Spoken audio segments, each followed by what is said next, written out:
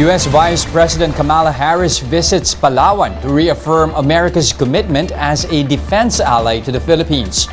Her visit is seen as a statement amid China's growing influence in the region. The national government will be sending China a note verbale following the alleged forceful retrieval of an item found adrift along Pag-asa Island. And the Commission on Appointments has deferred the confirmation of Social Welfare Secretary Erwin Tulfo after lawmakers raised issues on his citizenship and past libel conviction.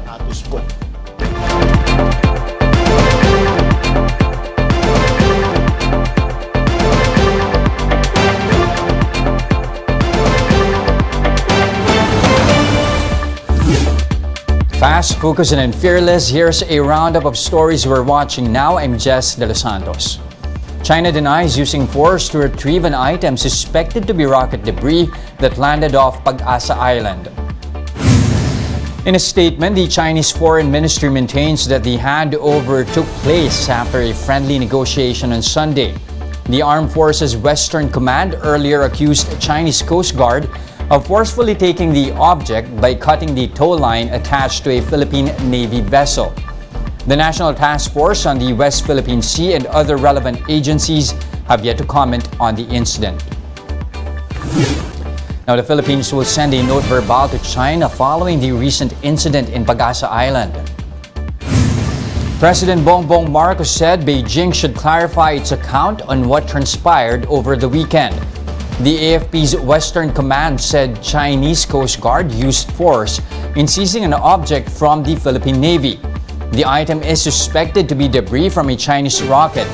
China has since denied using force, saying that the handover took place after friendly negotiations. Our region, Asia Pacific, is heating up.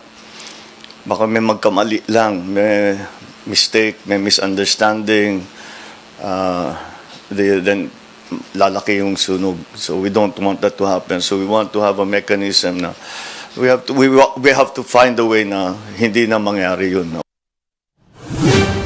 The Commission on Appointments has deferred the confirmation of Social Welfare Secretary Erwin Tulfo. The hearing was deferred after issues on Tulfo's libel conviction and citizenship were brought up. Tulfo was convicted for 4 counts of libel in connection to articles he wrote during his time as a journalist. In an interview, Tulfo said he has American citizenship from 1988 up to this year, but has since renounced it before his appointment to the cabinet.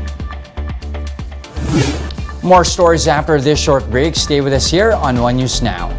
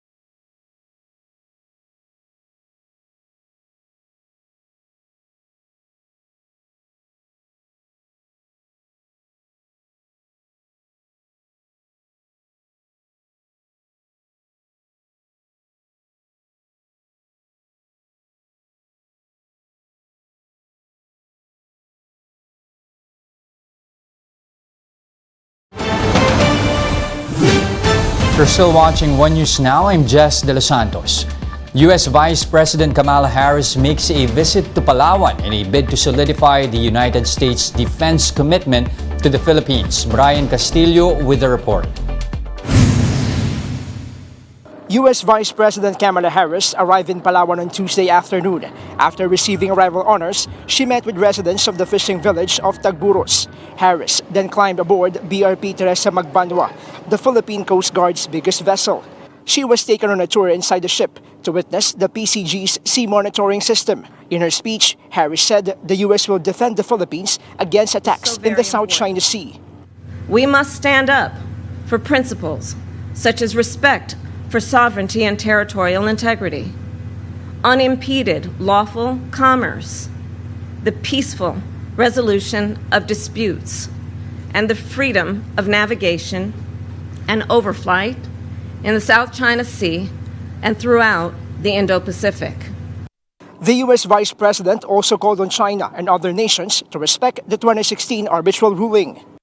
We support the 2016 ruling of the UN Arbitral Tribunal, which delivered a unanimous and final decision firmly rejecting China's expansive South China Sea maritime claims. The tribunal's decision is legally binding and must be respected. She also raised concerns on illegal fishing in the area, which affects the livelihood of Filipino residents there. So this is how I see it. To protect the economic vitality of these communities, to protect the ecosystems they rely on, and to protect lives and livelihoods, we must uphold international rules and norms. Meanwhile, Harris announced $7.5 million in donation to the Philippines. The aid will be given to maritime law enforcement agencies for improved services. Harris is so far the highest U.S. official to step foot in Palawan, the island nearest to the disputed South China Sea. For News 5, Brian Castillo. We are One News.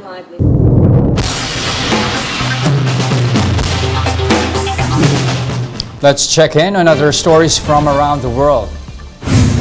Over 250 people were killed while 300 others were injured after a magnitude 5.6 earthquake rocked West Java in Indonesia.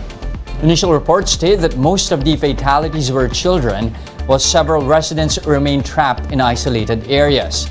At least 5,000 people were displaced by the earthquake and many are still bracing for aftershocks. In Beijing, restaurants and schools in several districts were shut down after an uptick in COVID-19 cases. Residents are advised to stay home, with many businesses closed during the weekend. Some residential compounds were also placed under lockdown. Beijing reported almost 1,000 new COVID-19 infections on Monday. The World Health Organization is looking to identify pathogens that can cause future pandemics. The WHO will convene over 300 scientists to study the evidence on over 25 virus families. For more updates, visit News 5, the Philippine Star, and Business World online. Visit our website, onenews.ph, for more in-depth analysis. You can also catch One News on the Signal Play app. Register for a free account now at www.signalplay.com.ph and stream One News live anytime, anywhere. I'm Jess De Los Santos. We are One News.